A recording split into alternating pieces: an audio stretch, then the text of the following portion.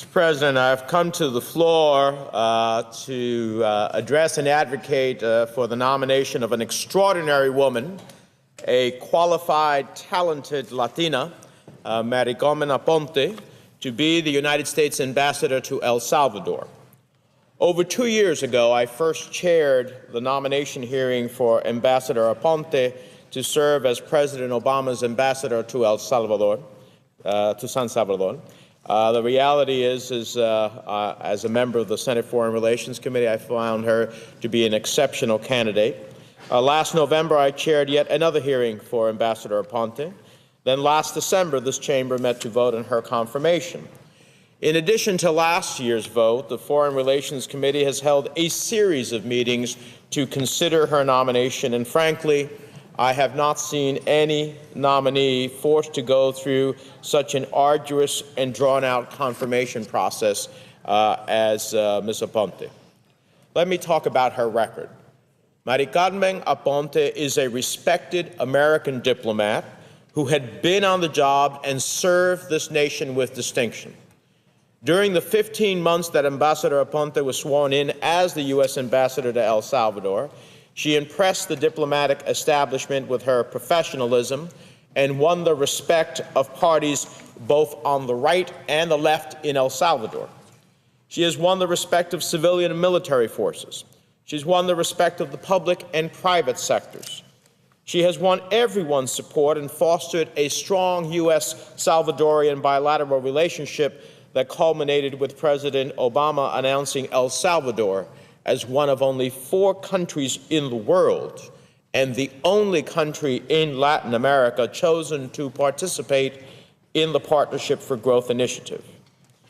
Most importantly, Ambassador Aponte has been an advocate for American national security and democratic values. Ambassador Aponte, as a result of her advocacy, El Salvador is again a key ally in Central America. Its troops were the only ones from a Latin American country fighting alongside American troops in both Iraq and Afghanistan. And as a result of her negotiating skills, the United States and El Salvador will open a new jointly funded electronic monitoring center that will be an invaluable tool in fighting transnational crime. Before that period of time in which he had a recess appointment, Ambassador Aponte had been the executive director of the Puerto Rican Federal Affairs Administration in 2001. She had served as a director at the National Council of La Raza, the Puerto Rican Legal Defense and Education Fund. She presided over the Hispanic Bar Association of the District of Columbia and the Hispanic National Bar Association. Mr. President, this is a record of success.